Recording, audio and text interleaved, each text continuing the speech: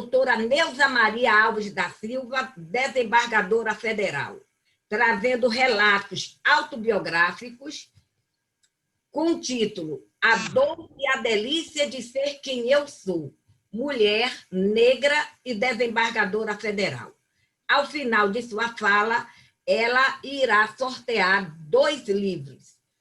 Um de um autor baiano, Ivo de Santana, e o outro, Ney Lopes. Eu acho que ele é do Rio de Janeiro, por sinal, pelo que eu vi no Instagram. Então, esses 2 livros serão sorteados ao final da fala de Neuza. Ainda em comemoração à Semana e ao Mês da Mulher, no próximo Meet Sistêmico, nós teremos o professor Henrique Porto, falando sobre masculinidades que servem à vida. Vamos ouvir os homens também. Como a CNV pode apoiar os homens em suas relações com as mulheres. Será dia 22. Agora vamos ver, ao término dessa fala, né, de Nívia, com todo esse brilhantismo, com todo esse carinho, com essa leveza com que ela trouxe pontos difíceis para a gente ouvir, porque, de repente, são pontos que nós já vivenciamos em algum momento de nossa vida, e não com nós mesmos, com alguém próximo.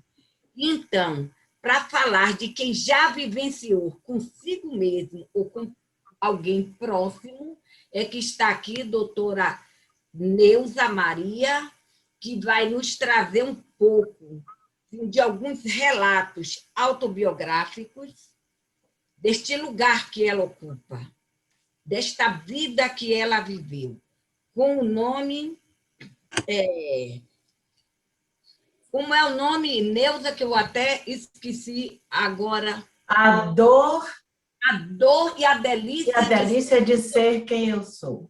A dor e a delícia de ser quem eu sou, ela nos traz esses relatos que nós vamos poder realmente aqui presenciar um relato pessoal desse tipo de discriminação e de desigualdade que ocorre na sociedade com relação às mulheres e aos negros. Mulher, negra e desembargadora federal. Neuza, pode nos contar um pouco dessa sua trajetória? É isso. Como eu não tenho muita habilidade técnica com telas e tudo, eu temo que prejudiquei um pouco. Não sei, estão ouvindo bem? Sim. A parte de câmera também está funcionando? Sim. Então, vamos lá. Antes de tudo, dizer que eu estou aqui de turbante por conta de alguns pedidos, mas basicamente de uma amiga que foi convidada para o meeting há 15 dias e sugeriu e eu aceitei. Mas hoje, na hora de colocar, e até agora mesmo, sinto uma emoção enorme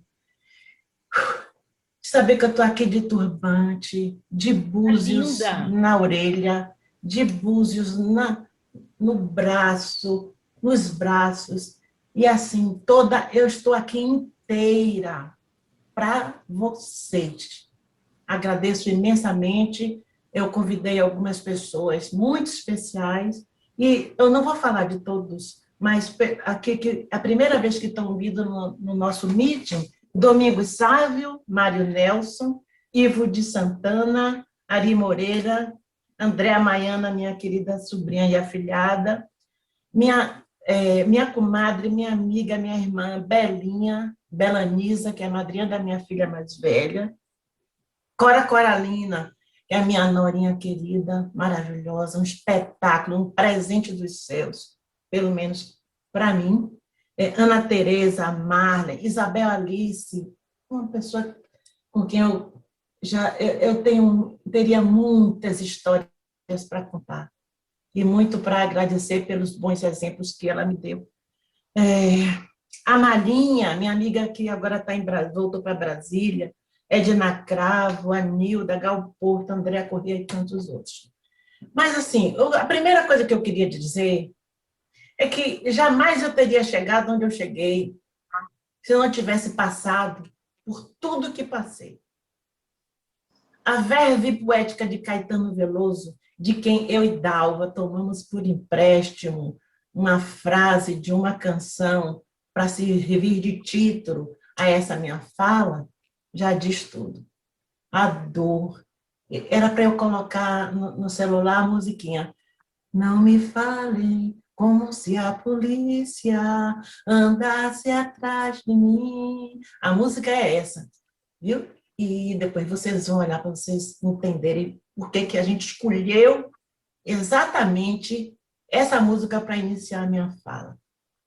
Eu inicio essa manifestação cumprimentando a todos que me dão o prazer de fazer esse trabalho conjunto, idealizando compartilhar experiências para multiplicar saberes. Fazer esse pronunciamento no Dia Internacional das Mulheres é tarefa que se presta a inúmeras abordagens, infinitas talvez, entre as quais eu ressalto os aspectos histórico, motivacional, socioeconômico, profissional, ético, estético, político e até mesmo o aspecto sentimental. Por aí, vamos em uma espiral ascendente, seja procurando entender o significado dessa data, seja pensando em retirar dela o caráter de comemoração, como eu já fiz isso durante algum tempo, seja estimulando a chance de visualização da sua importância crescente ao longo dos anos. Bem assim, antevindo o que se descortina para o futuro, a partir da sua discussão efetiva, de sua análise menos apaixonada, mais técnica. Menos apaixonada é muito difícil, pelo menos para mim, que sou 90% emoção e só 10% razão. E essa razão de 10% tem que prevalecer, teve que prevalecer ao longo da minha vida. Meus 90% de emoção, muitas vezes, ficaram subjugados. Eu tive dificuldade para escolher um aspecto da minha fala que pudesse interessar não apenas ao geral, mas a cada um de nós em particular, independentemente da condição de gênero, preferência sexual, religião, nível de escolaridade, posição social e coisas que tais. Eu pensei bastante e resolvi abordar minhas experiências pessoais como mulher heterossexual, de origem humílima, escolaridade superior e pós-graduada. Fui casada, uma pessoa que foi casada, teve filhos, continuou estudando, fez concursos de ponta, assumiu cargos de relevo, enfrentou separação judicial, criou filhos, cuidou da educação dos três, dirigiu grupos de trabalhadores especializados dentro do Poder Judiciário Federal e conviveu, administrando problemas com colegas de profissão dentro e fora da magistratura. Vejam, meus amigos, que mesmo procurando afunilar a discussão nesse universo que é o ambiente feminino, simplificando o quanto possível a abordagem para mostrar alguma coisa que pudesse interessar a esse pequeno grupo que nós formamos, o mundo de informações possíveis permite divagações infinitas e aponta para a necessidade de afunilar ainda mais. Quase que eu me perco dentro das abordagens que eu pretendia fazer. Aí eu resolvi escrever, deixar isso em um texto que me desse um direcionamento, que contivesse um pouco da minha carga emocional ao relembrar alguns fatos. Essa prática implica em me desnudar de vez, falar a vocês sobre a minha relação com o masculino ao longo da minha caminhada. ainda que sejam tópicos, pontualmente. Nem tudo se pode desembrulhar, mas meu objetivo é mostrar acontecimentos que me impactaram com muita força e poderiam ter me levado para o fundo do poço, sem muito esforço. Mas tal não ocorreu.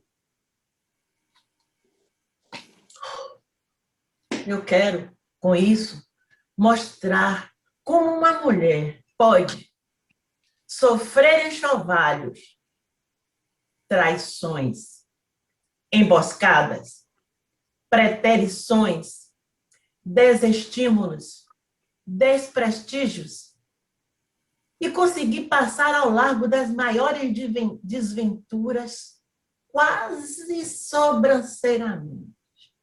Eu disse quase. E assim foi.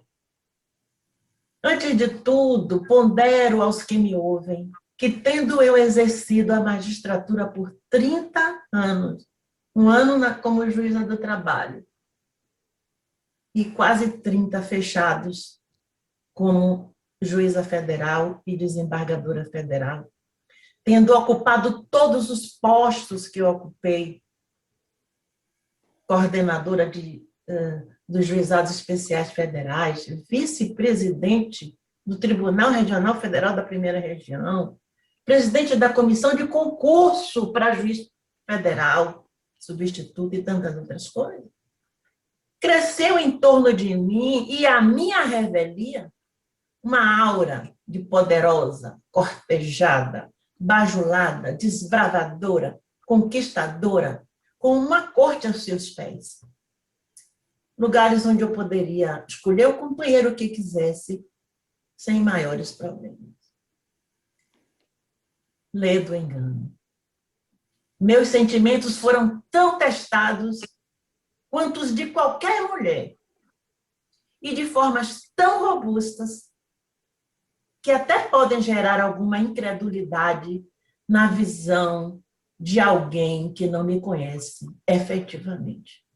Afinal, bem-sucedida na profissão, exercendo-a dentro de um seleto ambiente masculino pela própria natureza, certamente não seria de se admitir faltassem homens à minha altura que topassem comigo somar para dividir uma convivência saudável e cheia de possibilidades, de experiências, de glamour. Mas a verdade é que não foi isso que aconteceu. Eu vou começar do início. Pela minha primeira aventura amorosa, casando com meu primeiro namorado, tendo filhos, sendo feliz e confiante até o dia em que ele fez a única coisa que eu não suportaria, que foi a deslealdade de sucumbir aos encantos de uma outra mulher.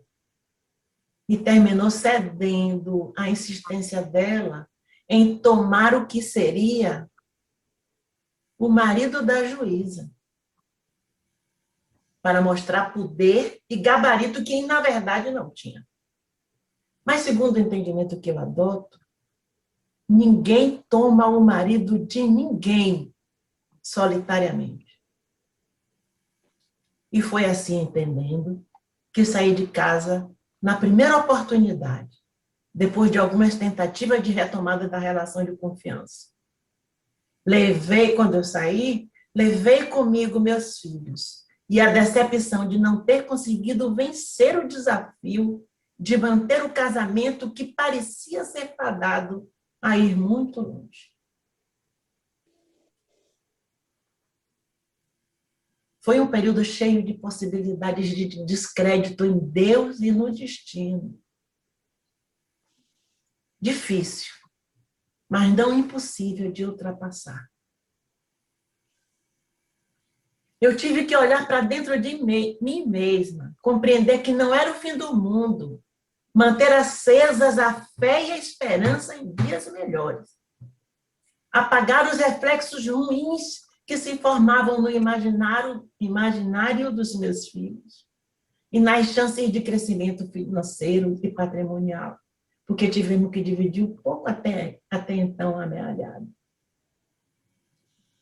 Crescer espiritualmente, juntando os retalhos de minha trajetória até ali, buscando inspiração em mulheres fortes e independentes, foi o que eu fiz. Perdi a companhia de alguns amigos comuns.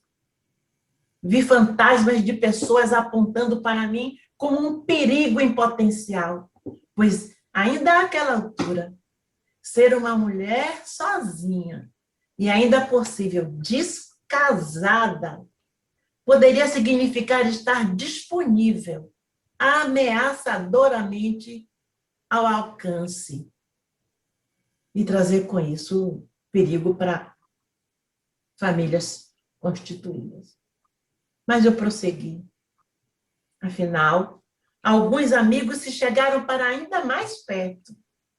Me deram a mão, emprestaram livros de autoajuda, histórias de espiritualidade. E o primeiro momento, aquele no qual eu não queria saber de nenhum outro relacionamento amoroso, muito provavelmente para não sofrer novas amarguras, passou. É o que eu sempre digo. Foi a primeira oportunidade e eu disse, eu não quero mais saber de homem na minha vida. Eu estou consciente. Aliás, de relacionamento afetivo. Não digo de homem, que poderia me interessar por mulher também. Isso, para mim, é dentro da minha compreensão. Mas, assim, eu disse, eu não quero mais nenhum relacionamento. Não quero, estou longe, estou fora, ninguém me olhe, ninguém me veja, que eu não estou vendo ninguém. Esse período passou. Aí vem um período em que eu, ao contrário, achei que eu podia tudo. Poderia ter quem eu quisesse. Sem barreiras.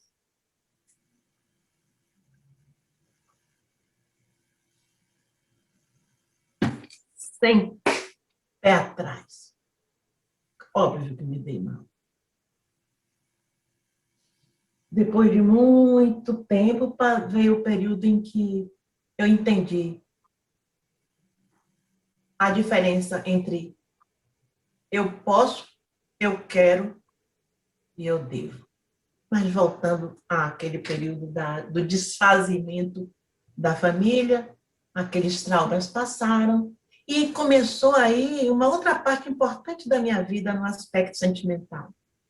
Já que perdi da tranquilidade de um relacionamento que durou 22 anos de casamento, mais 10 de namoro e noivado, 32 anos, essa mulher, com 48 de idade, chefe de família, magistrada, tinha tudo a perder se entregasse ao primeiro aventureiro que aparecesse na área.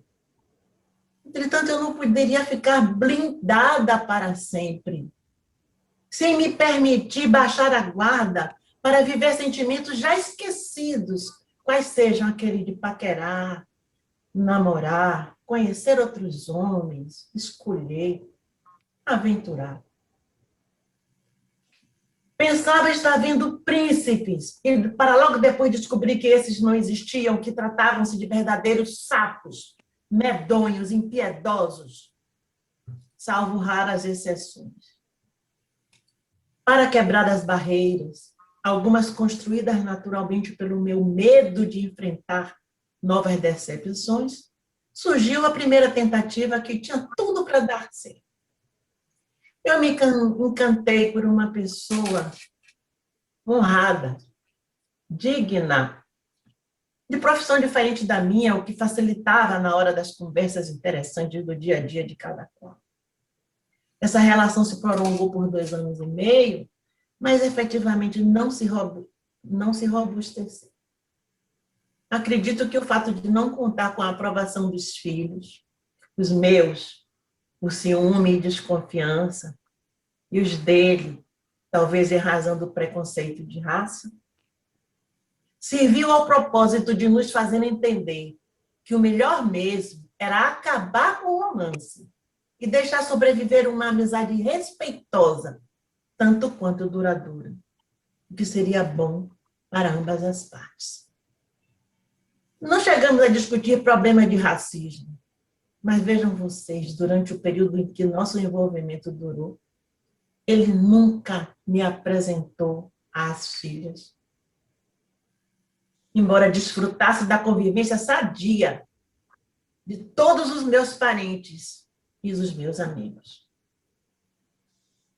Passou.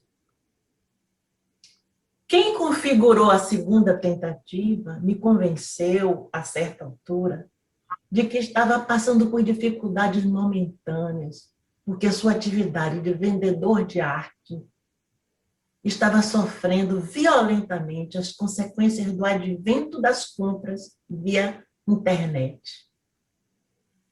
Era um cidadão educado, cheio de rapapés, salamaleques, elegância, dançava como ninguém, íamos jantar, mas só aparência.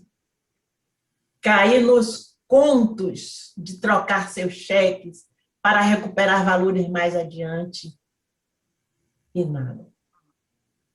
Passei alguns vexames quando algumas companhias dele nos encontravam em festas, em bailes, festas particulares, grandes ou pequenas, porque lá, naqueles lugares, elas se sentiam no direito de se aproximar dele com intimidade, pois ele era um daqueles que um dia elas já haviam provido os luxos.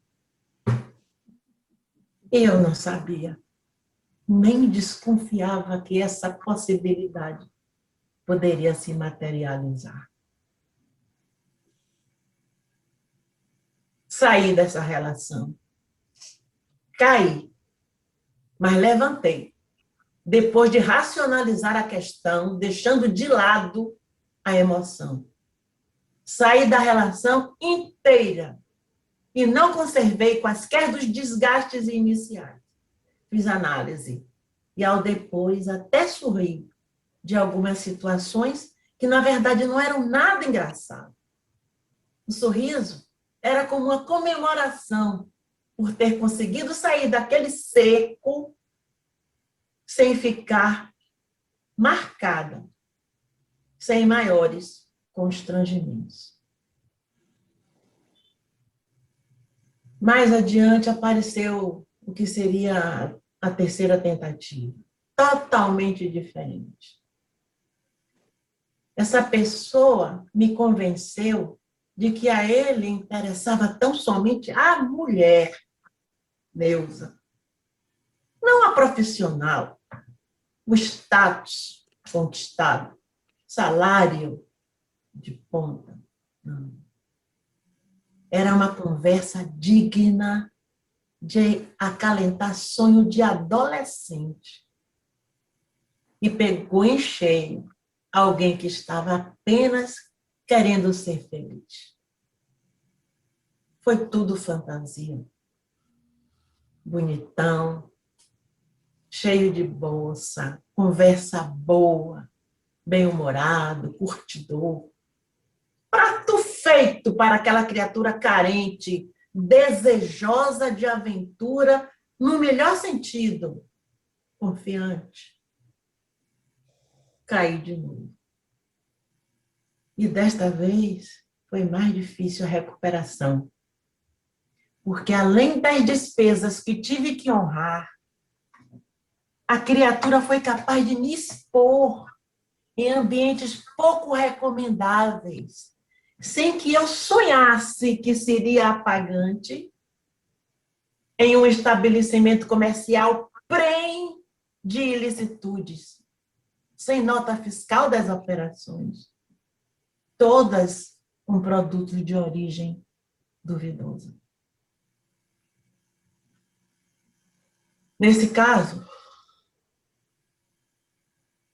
além da dor pela trapaça, enganação, falsidade, mentiras, acrescentaram-se os riscos de enlamear o meu nome honrado, construindo pedacinho por pedacinho na base de renúncias, esforço, dedicação, honradez, muito trabalho e muita luta. Perplexa, fui tomando conta da situação e compreendendo aos poucos o que estava se passando. Mas não havia mais tempo para a necessária reação. Eu percebi que a história se repetia, como no verso do cancioneiro popular. O piquenique foi bom, mas a volta é que foi tão triste. Pois é. Apesar de ser assim, superei os traumas, refleti que meus fortes guias espirituais tinham me livrado de riscos maiores e sosseguei meu coração. Acrescento aqui que acredito piamente que o que foi muito importante em todo esse tempo foi eu nunca ter colocado nenhum deles para morar na minha casa. E nunca ter ido morar na casa de nenhum deles. Fica o registro.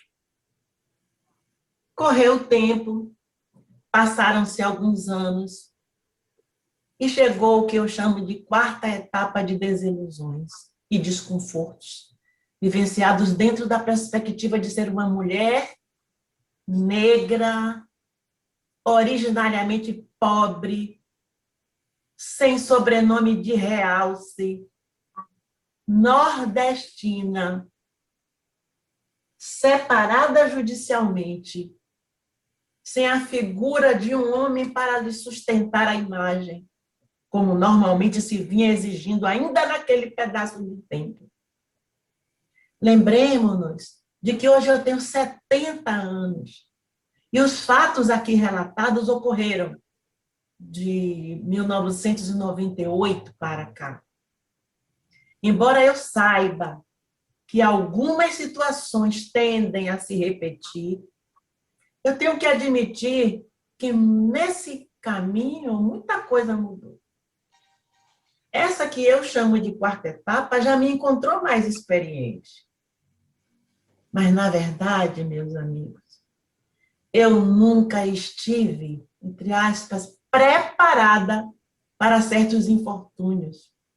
Nunca convivi com a espreita de situações insanas, incompreensíveis, inexplicáveis. Sempre me neguei a viver sem acreditar nas pessoas, sem perspectivas, o que para mim seria me violentar dia após dia. Em 2004, eu comecei a frequentar mais proximamente o tribunal, em Brasília. Fui substituir alguns desembargadores, 3 no total. Eu ia, o pessoal gostava, me chamava, o outro que ia tirar férias pedia para substituir, e aí apareceu a oportunidade de uma vaga com a aposentadoria de um colega. Eu concorri, disputei, a lista tríplice formada com 3 pessoas, né? A lista tríplice, claro que é com 3 pessoas, mas comigo e mais 2 homens. E eu venci. Nessa composição teve um tanto de, eu diria, talvez, interesse político, de merecimento acima de tudo, a minha idade, o tempo de serviço também, o relato de meus trabalhos, algumas publicações, entre outros. Mas já promovida, o que ocorreu, a minha posse foi em 17 de dezembro de 2004, como desembargadora no Tribunal Regional Federal da Primeira Região em Brasília. Alguns meses depois, eu me enturmei com as pessoas, comecei a sair e tive um relacionamento amoroso que eu digo que não foi ruim, não foi dos piores.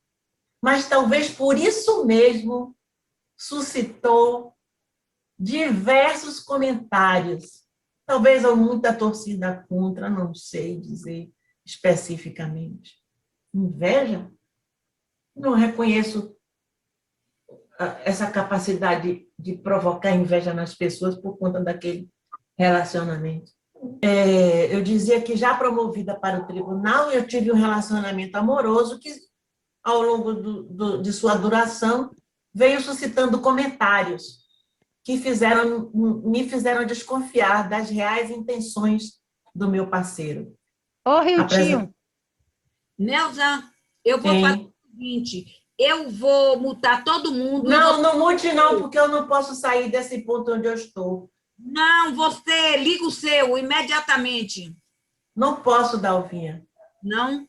Não, por conta do texto que eu coloquei, tomou a tela inteira e me fez sair do protótipo. Ela não está ouvindo, eu pedi a ela para... Bote no chat. Já votaram. Pronto. Então, lá vou eu. Foi bom que deu um pouco assim, uma quebrada. Eu estava num crescendo de emoção. Mas vamos lá. Os comentários surgiram e me fizeram desconfiar das reais intenções do meu parceiro. Eu achei que talvez ele estivesse comigo somente por conta do que eu poderia proporcionar a ele de abertura nos relacionamentos com os poderes constituídos. Ele se apresentava comigo em toda e qualquer ocasião, quase me exibindo como um troféu. Aí eu desconfiei e passei a observar melhor. Foi quando comecei a ouvir que ele comparecia em certos gabinetes das instâncias superiores, nas quais eu era muito benquista, conceituada como profissional simples, amável, mas dura nas decisões e intransigente com a falsidade e a mentira. E ele estava se apresentando logo de cara como o namorado da doutora Nilda. Achei que com isso ele estava visando obter livre acesso aos ministros e a outros desembargadores. A simples possibilidade de ser tal comportamento real serviu para que eu desejasse me afastar imediatamente. O que fiz sem brigas, sem discussões, mas de um modo tão seguro quanto definitivo. Continuamos nos cumprimentando à distância, mas sem nenhuma chance de reaproximação. Veio, então, a quinta experiência que eu reservei, separei para trazer para vocês, ainda no Distrito Federal. Considero que fui tão miseravelmente desconsiderada, tão friamente ignorada e humilhada, por que não dizer, para aquela pessoa, que por pouco não me quedo inerte, sucumbente. Foi forte.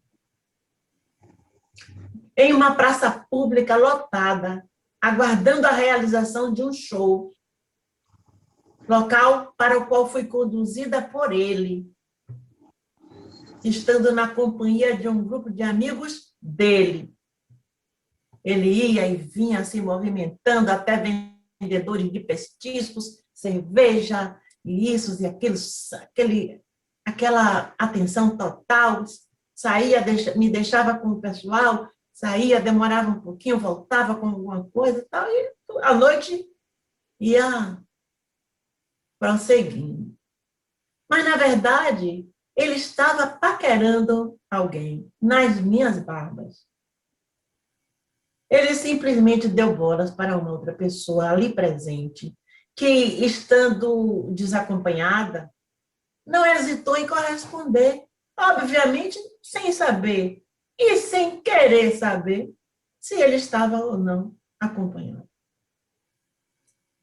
Aí eu comecei a perceber alguma apreensão nos olhares trocados pelos amigos do grupo. E já antevendo algum problema no ar, de repente eu dei meia volta para saber o que estava acontecendo e o vi dançando com a outra pessoa. Eles estavam abraçados como velhos namorados, velhos amigos, velhos companheiros, num love, numa situação.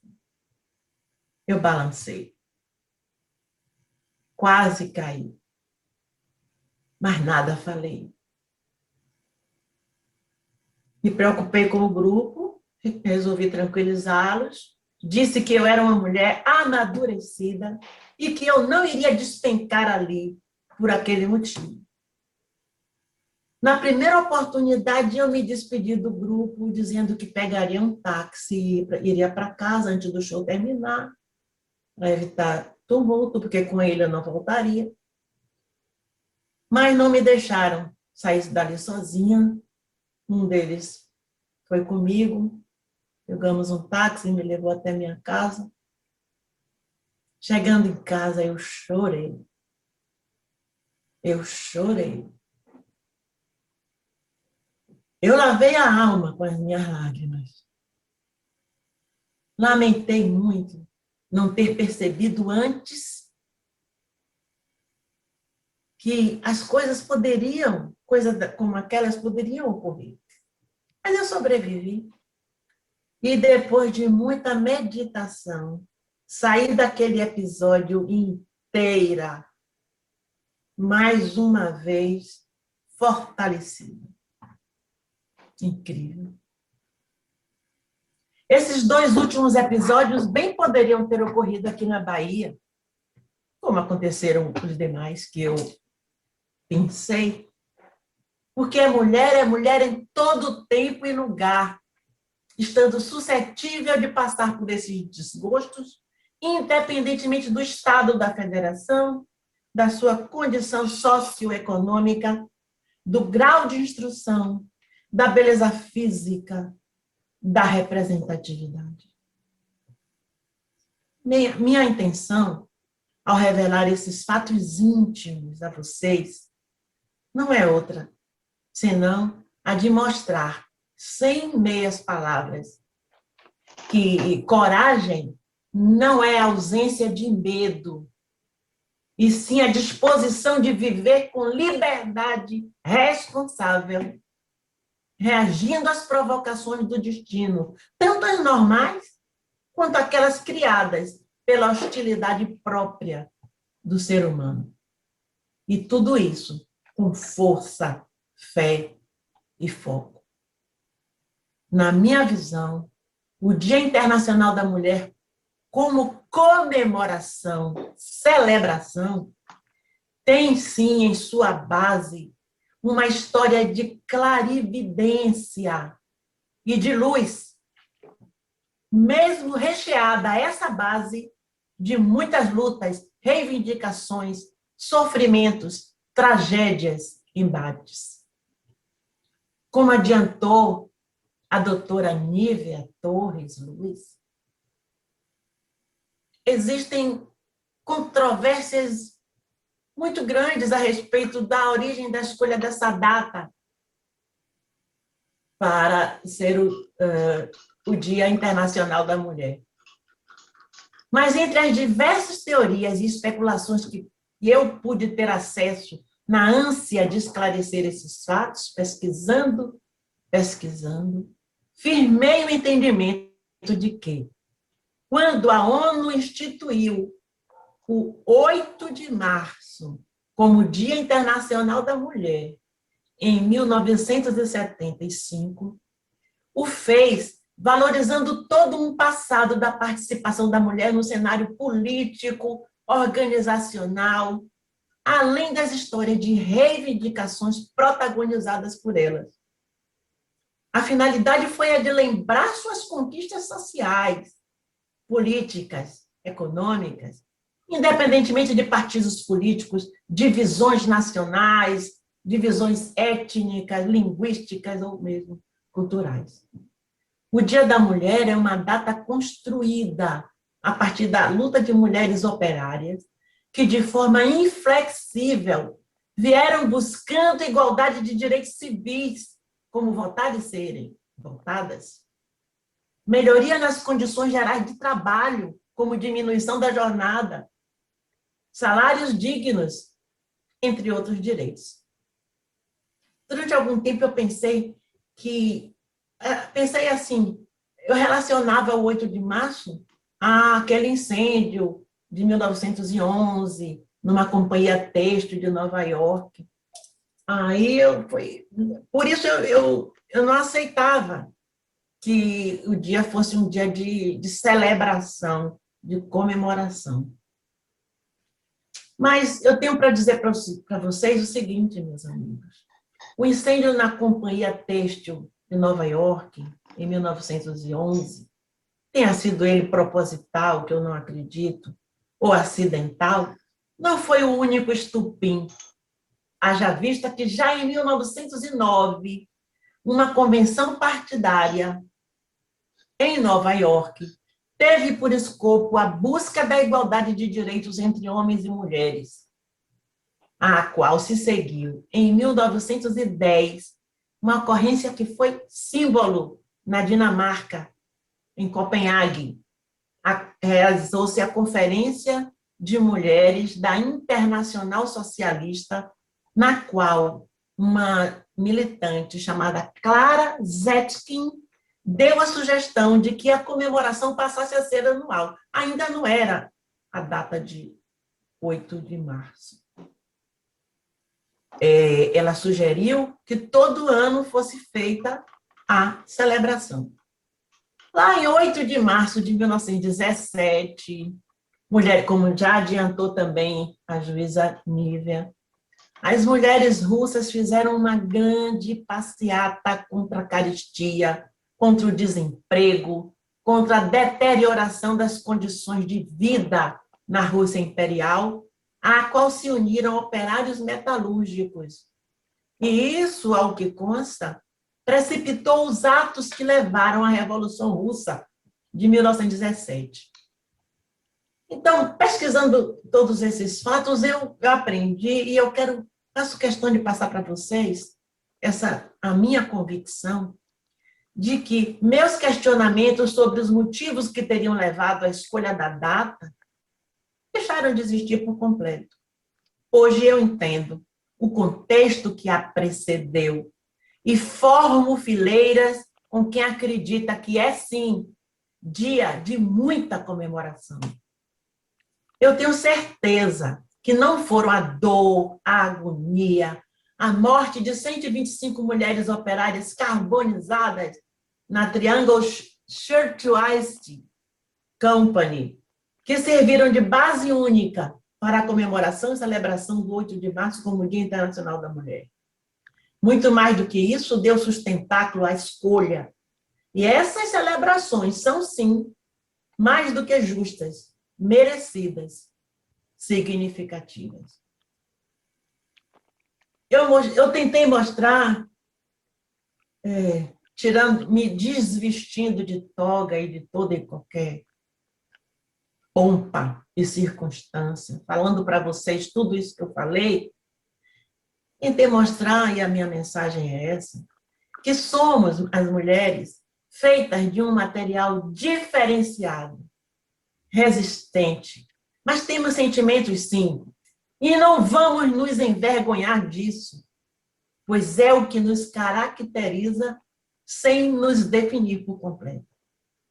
Nós temos uma missão, nós somos fadadas à busca da felicidade, tanto nossa quanto de quem quiser se aventurar junto conosco. Somos fortes, mas deliciosamente doces e maleáveis. Senhores, ser mulher é um privilégio. Viva o Dia Internacional da Mulher. Muito obrigada pela atenção de todos vocês. Então, enquanto está todo mundo aí, puxa, eu agradeço. Que noite maravilhosa, viu? De aprendizado, de superação. De troca, né, Dalvinha? De vocês, de estar nessa presença tão gostosa. Olha, Momentos como esses são inesquecíveis e faz com que nós possamos lembrar de pessoas inesquecíveis em nossa vida. Como me vem agora a figura da minha mãe e faz-me lembrar também dos meus irmãos, de uma família inteira, entendeu? Que todos passaram e cruzaram com a gente, convivemos isso, e agora a gente está aqui, num momento assim, de pura emoção, de pura emoção. E eu fico muito feliz de estar ainda aqui presente, meus amigos, Neuza, a minha família, Tanilzete, Nívia, nesse instante estava aí Cláudia, amigos também, como amigos virtuais, gente. Eu me considero muito amiga de Andréa e não conheço pessoalmente a Andréa, né? E é uma amizade que Ave Maria. Não é isso? Tá aqui a Adriana Manta, Marlen, que é uma amigona minha mesmo, que eu conheço, meus alunos aqui presentes, Potiguara, colega de turma, conheci agora de forma virtual o autor do livro, Ivo de Santana. Então, uma noite assim, maravilhosa. Só comemoração, só lembrança também dos que se foram, comemorar o presente e saber que ainda tem uma caminhada para vir, que ainda tem vida à frente, como sempre ocorreu com Neuza, né? E ela passava por uma... Pois não, eu ainda posso viver, a gente ainda pode viver. E você está aqui, Neuza, vivendo. Foi cirurgia, foi isso, foi aquilo, e você está aqui, vivendo no movimento da vida a todos nós. Olha, a gratidão imensa, imensa, imensa. Foi uma noite que eu me emocionei demais. E vou deixar ela aqui guardadinha no meu coração. Muita emoção, a fala de Nívia, a fala de Neuza e todos os presentes. Todos.